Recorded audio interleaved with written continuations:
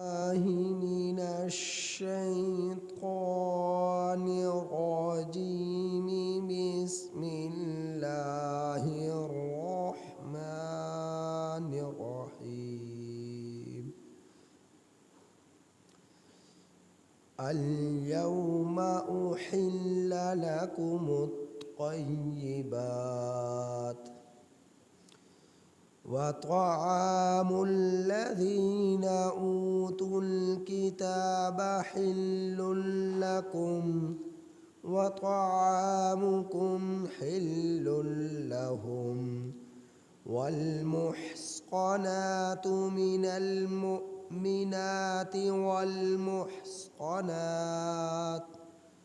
والمحصنات من الذين أوتوا الكتاب من قبلكم إذا آتيتموهن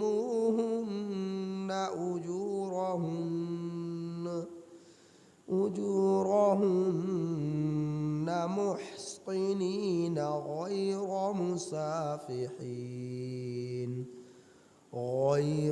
مسافحين ولا متخذي أخدان. ومن يكفر بالإيمان فقد حبط عمله وهو في الآخرة من الخاسرين.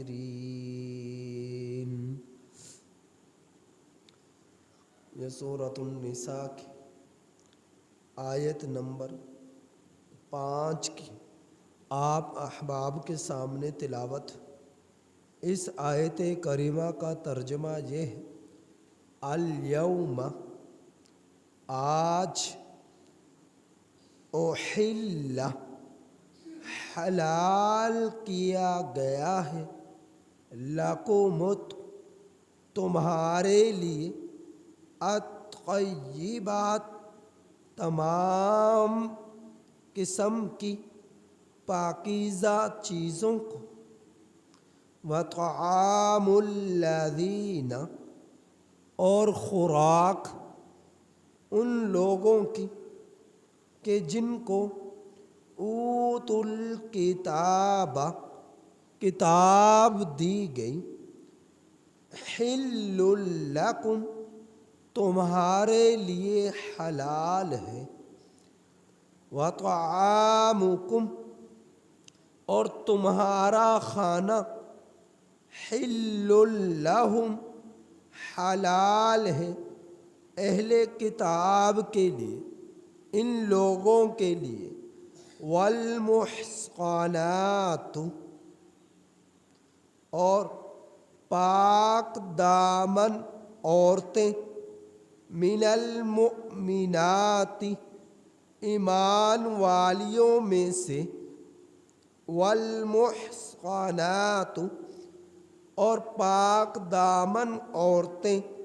من الذین ان لوگوں میں سے کہ جن کو اوتوا الکتاب دیا گیا کتاب کو، ان لوگوں میں سے کہ جن کو دی گئی کتاب، من قبلکم تم سے پہلے، اذا آتیتموہن جب تم لوگ دے چکو ان عورتوں کو، اجورہن ان کے مہر، محصنین نکاح میں رکھنے والے ہو، نکاح میں لانے والے ہو، غیر مسافحین مستی کرنے والے نہ ہو، ولا متخذی اخدان اور نہ ہی چھپ چھپ کر خفیتاً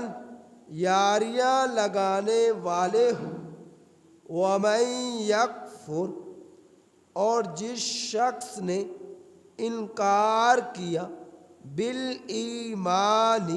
ایمان کا، فقد حبط عملہ سو تحقیق اس کا عمل ضائع ہو چکا، وَهُوَ فِي الْآخِرَةِ اور یہ آخرت میں من الخاسرین خسارہ پانے والوں میں سے ہوگا، نقصان اٹھانے والوں میں سے ہوگا۔ سورۃ المائدہ اس کی آیت نمبر 4 میں بھی آپ نے یہی اس طرح کے الفاظ سن چکے کہ احل لکم الطیبات، اور آیت نمبر 5 میں بھی اسی طرح کے الفاظ آئے احل لکم الطیبات، کہ حلال کیا گیا ہے تمہارے لیے پاکیزہ چیزوں کو۔ دو جگہ پر اللہ رب العزت نے اس طرح کے الفاظ کا ذکر فرمایا، جس سے ایک بات تو معلوم ہوئی کہ اللہ رب العزت نے پاکیزگی کے اندر ہی راحت رکھی ہے۔ اب وہ پاکیزگی چاہے کھانے پینے کے چیز کے حصول کے اعتبار سے ہو، چاہے وہ پاکیزگی نکاح میں پاکیزہ عورتوں کو لانے کے اعتبار سے ہو، تو اللہ تعالیٰ نے ایک ایک چیز کے بارے میں بتلایا ہے۔ عائلی زندگی ہو اور معاشرتی زندگی ہو، خانگی زندگی ہو، کسی بھی معاشرتی زندگی کے معاملات ہوں، اللہ تعالیٰ نے قدم قدم پر ہم لوگوں کے رہنمائی فرمائی ہے کہ زندگی کس طرح گزارتے ہیں۔ اپنی مرضی سے ہم میں سے ایک شخص بھی من چاہی زندگی نہیں گزار سکتا، ہر ایک کو رب چاہی زندگی گزارنی پڑے گی، اور جب رب چاہی زندگی گزاریں گے تو اس میں دنیا اور آخرت کی کامیابی ہے، اور اگر من چاہی زندگی گزاری تو اس میں دنیا اور آخرت کی بربادی ہے، تباہی ہے۔ تو آج ہم لوگ جس زندگی کے دنیا کے دھانے پر کنارے پر کھڑے ہیں، اس میں زیادہ من چاہی زندگی گزر رہی ہے اور رب چاہی زندگی بہت دور ہو چکی ہے، اور یہ ہماری بربادی کی سیڑھیوں کی شروعات ہو چکی ہے۔ اگر ہم نے اپنے آپ کو نہیں سنبھالا، بدلاؤ نہیں لے کر آئے، دین کے ساتھ نہیں جڑے، حلال حرام کی تمیز نہیں رکھی، تو ہمارے لیے وہ وقت دور نہیں کہ جب جسم کے اعضاء ڈھیلے پڑ جائیں گے، اکڑ جائیں گے، اور ایسی اکڑ کہ اگر ان کو ہلانا چاہیں گے، حرکت کرنا چاہیں گے تو حرکت نہ کر سکیں گے، اور دوبارہ زندگی کی سانسیں مل نہ سکیں گے۔ تو اللہ تعالیٰ نے یہ موقع عطا فرمایا ہے، قرآن سے حدیث سے رہنمائی حاصل کریں، ان کے مضبوطی سے پکڑیں، دین کے راستے پر مضبوطی سے چلیں، نبی کے طریقے کو مضبوطی سے سنبھالیں، تو تب ملے گی کامیابی۔ تو اس آیت کریمہ میں اللہ سبحانہ و تعالی نے بیان فرمایا، حلال کیا گیا ہے تمہارے لیے تمام قسم کی پاکیزہ چیزوں کو۔ آگے بیان فرمایا اہل کتاب کے ذبیحہ کا، کہ خوراک ان لوگوں کی کہ جن کو دی گئی کتاب تمہارے لیے حلال ہے۔ اہل کتاب کی ویسے تو تمام قسم کی چیزیں حلال ہیں سوائے ذبیحہ کے، اور ذبیحہ بھی اہل کتاب کا ان اہل کتاب کے میں سے ان لوگوں کا حلال ہے کہ جو صحیح معنی میں اہل کتاب ہے، کہ وہ اہل کتاب جو نزول قرآن کے وقت موجود تھے۔ اہل کتاب میں کون لوگ ہیں؟ اہل نصارہ، اہل یہود۔ تورات، زبور، انجیل کو ماننے والے تھے، تسلیم کرنے والے تھے، قبول کرنے والے تھے، تو وہ اہل کتاب جو نزول قرآن کے وقت تھے، تو دہریے قسم کے اہل کتاب نہ ہو، کہ جو اپنے آپ کو کہتے ہیں اہل کتاب، یہودی اہل کتاب، یہودی یا عیسائی نصارہ، لیکن حقیقت میں وہ اہل کتاب نہیں ہے۔ جس طرح کے بہت سارے لوگ آج کے زمانے میں بھی ہیں، جس طرح کے رافضی ہیں، قادیانی ہیں، یابی ہیں، بہائی ہیں، ذکری ہیں، منکرین حدیث ہیں، یہ بہت سارے فرقے ہیں جو آج کے زمانے میں بھی بہت ساری جگہوں پر پائے جاتے ہیں، اور یہ اپنے آپ کو مسلمان کہتے ہیں جبکہ مسلمان نہیں ہیں۔ اپنے آپ کو مسلمان کہتے ہیں جبکہ مسلمان نہیں ہیں، اور جو مسلمان نہ ہو ان کے ہاتھ کا ذبیحہ حلال نہیں ہے، ان کے ہاتھ کا ذبیحہ حلال نہیں، جائز نہیں ہے ان کا کھانا۔ تو یہاں اہل کتاب کا جو ذکر ہوا، اہل کتاب سے مراد وہ اہل کتاب ہیں جو نبی کریم صلی اللہ علیہ وسلم کے زمانے میں تھے۔ تو دہریے قسم کے اہل کتاب نہ ہو۔ اگر دہریے قسم کے اہل کتاب ہوئے تو ان کے ہاتھ کا ذبیحہ حلال نہیں ہے، اور اگر حقیقت میں وہ اہل کتاب ہیں جو نبی کریم صلی اللہ علیہ وسلم کے زمانے کے تھے، نزول قرآن کے زمانے کے تھے، نزول تورات کے زمانے کے تھے، حضرت عیسیٰ علیہ السلام کے زمانے کے تھے، تو ان کے ہاتھ کا ذبیحہ حلال ہے، وگرنہ ان کے ہاتھ کا ذبیحہ حلال نہیں ہے۔ اور باقی چیزوں کا کھانا تب تک حلال ہے جب تک کہ تمہیں یقین ہے کہ علم میں کوئی حرام چیز شامل نہیں کی گئی، تب تک وہ حلال چیزیں کھانے پینے کی ذبیحہ کے علاوہ حلال ہے۔ تو ذبیحہ اہل کتاب کا حلال ہے۔ اسی طرح پر جیسا کہ آگے ذکر آ رہا ہے، اہل کتاب کی عورتوں سے بھی نکاح کرنا حلال ہے۔ یہودیہ عورت، نصرانیہ عورت، ان سے نکاح کرنا بھی مسلمان کے لیے حلال ہے، جب تک کہ یقین ہو کہ صحیح معنی میں اہل کتاب ہے۔ اگر دہریے قسم کے اہل کتاب ہوئے تو ان کی عورتوں سے بھی نکاح کرنا حلال نہیں ہے۔ حضرت فاروق اعظم رضی اللہ تعالی عنہ کے زمانے کے اندر جب بیروت، لبنان اور شام کے علاقے فتح ہو چکے تھے اور اہل عرب ان جگہوں پر جہاد کرتے ہوئے جا پہنچے تھے، تو اہل عرب جہاد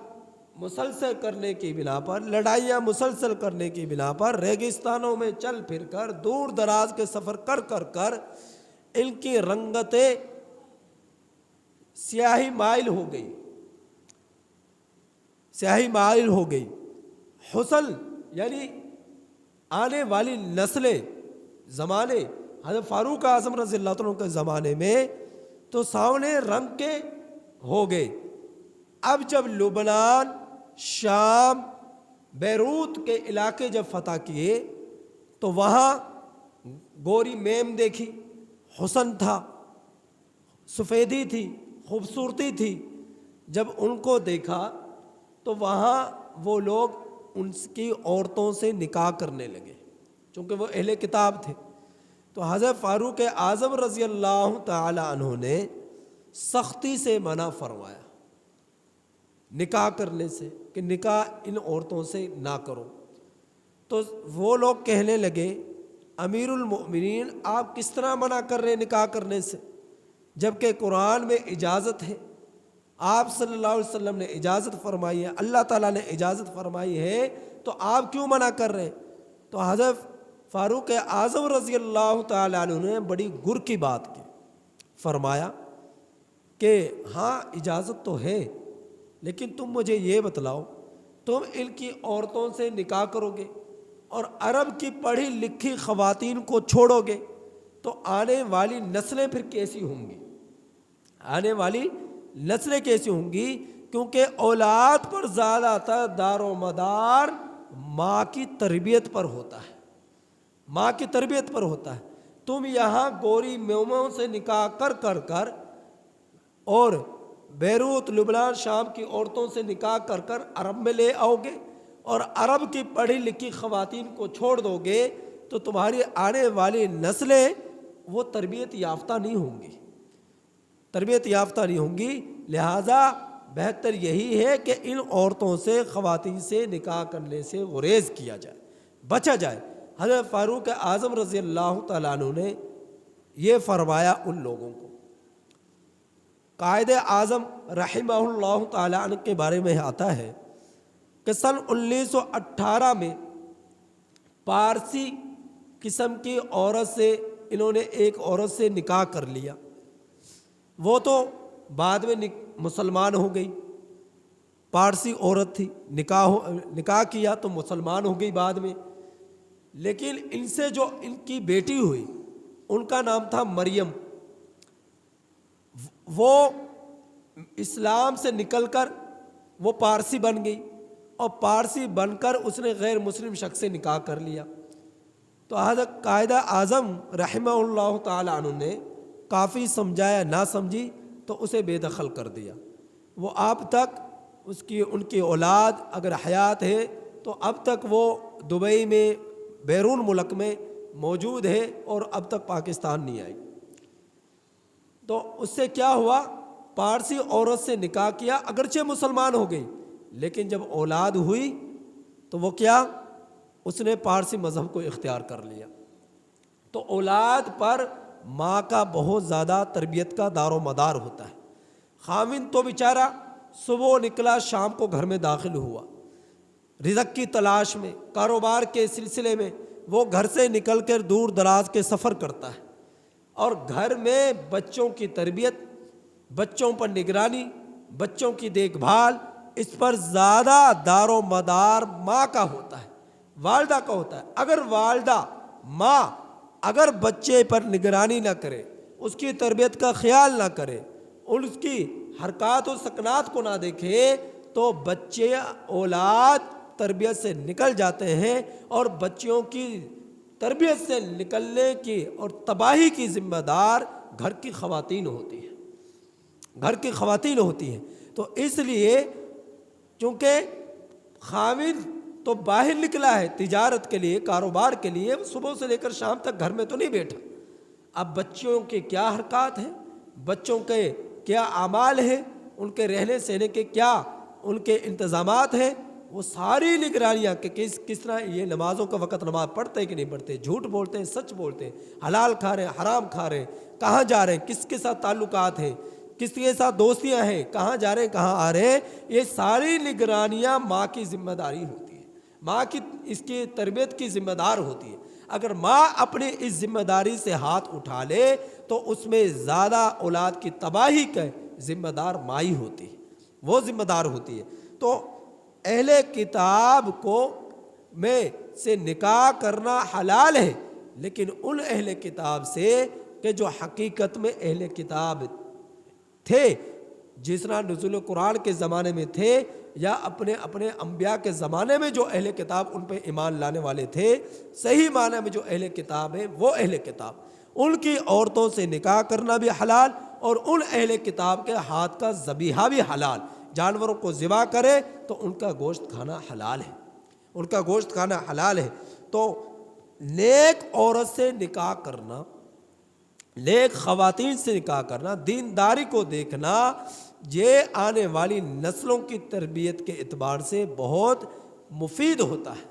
مفید ہوتا ہے۔ اکبر الی آبادی نے کیا خوب فرمایا، کیا فرمایا کہ سیرت چاہیے صورت نہیں چاہیے، سیرت چاہیے صورت نہیں چاہیے، یعنی خواتین جن سے نکاح کرو ان کی سیرت ہونی چاہیے، سیرت اچھی ہو، سیرت کے ساتھ صورت بھی مل جائے بہت اچھی بات، لیکن صورت ملے یا نہ ملے لیکن سیرت کا ملنا یہ لازم ہے، سیرت کا ملنا یہ لازم ہے۔ یہ کون فرما رہے؟ اکبر الی آبادی رحمہ اللہ تعالیٰ۔ تو آپ صلی اللہ علیہ وسلم نے جن خواتین سے نکاح کرنے کے حکم فرمایا، یعنی اوصاف بیان فرمایا کہ تم اس طرح کی خواتین سے نکاح کرو، ان کے اوصاف کیا بیان فرمائے؟ فرمایا کہ حسب نسب کو دیکھو، حسب نسب کو دیکھو، سیرت کو دیکھو، مالداری کو دیکھو، دینداری کو دیکھو، سیرت کو دیکھو، حسب نسب کو دیکھو، مالداری کو دیکھو، دینداری کو دیکھو۔ یہ چار صفات جس عورت میں پائی جائیں تو ان عورتوں سے نکاح کرو، ان عورتوں سے نکاح کرو۔ تو ہم کیا دیکھتے ہیں کہ کتنی پراپرٹی ہے، کتنے جائیداد ہیں، کتنے مکانات ہیں، کتنی دولت لے کر آئے گی، کتنا خزانہ لے کر آئے گی، کتنا جہیز لے کر آئے گی، ہم لوگ اس چیز کو دیکھتے ہیں۔ تو ہم آپ صلی اللہ علیہ وسلم کے طرف سے بتلائے ہوئے اوصاف کو تلاش نہیں کرتے، ہم لوگ ان چیزوں کو تلاش کرتے ہیں جو ہمارا نفس کہتا ہے کہ ان چیزوں کو دیکھو۔ تو عورتوں سے نکاح کیا جائے وہ عورتیں جو پاک دامن ہوں ایمان والیوں میں سے، اور پاک دامن وہ عورتیں جو اہل کتاب میں سے ہیں جن کو دی گئی کتاب تم سے پہلے، جب تم ان کو دے چکو ان کا مہر نکاح میں لانے کی غرض سے، ایسا نہ ہو کہ تم نکاح تو کرو لیکن مستی کرو، جب مستی کر لی، اپنی خواہش پوری کر لی، پھر اسے گھر سے نکال دیا، اس پر ظلم کرنا شروع کر دیا، اس پر ستم ڈھانے شروع کر دیے، اور نہ ہی اس لیے نکاح میں لاؤ، نہ ہی اس لیے عورتوں کے ساتھ رشتہ جوڑو، ان کے ساتھ تعلقات جوڑو کہ تم چھپ چھپ کر پہلے یاریاں لگاؤ، پہلے چھپ چھپ کر ان سے تعلقات کو جوڑو اور پھر اس کے بعد ان کو نکاح میں لے کر آؤ۔ ایسی قسم کی عورتوں سے بھی بچا جائے، اور اس ایسے قسم کے کاموں سے مردوں کو بھی بچا جائے، بلکہ پاک دامن عورتوں سے نکاح کیا جائے، بے حیا عورتوں سے نکاح نہ کیا جائے، اور یاریاں لگانے سے، یہاں پر الفاظ ہے اخدان کے، اخدان کا معنی ہے خفیتاً چھپ کر کسی عورت سے تعلقات جوڑنا، غیر محرم سے یاری لگانا، چھپ کر اس سے تعلقات کو جوڑنا، اسے کہا جاتا ہے اخدان۔ تو اللہ تعالیٰ نے اس کام سے بھی منع فرمایا کہ اس کے علاوہ جو شخص نے ایمان سے انکار کر دیا، ایمان سے پھر گیا، یہ ایمان کو قبول ہی نہ کیا،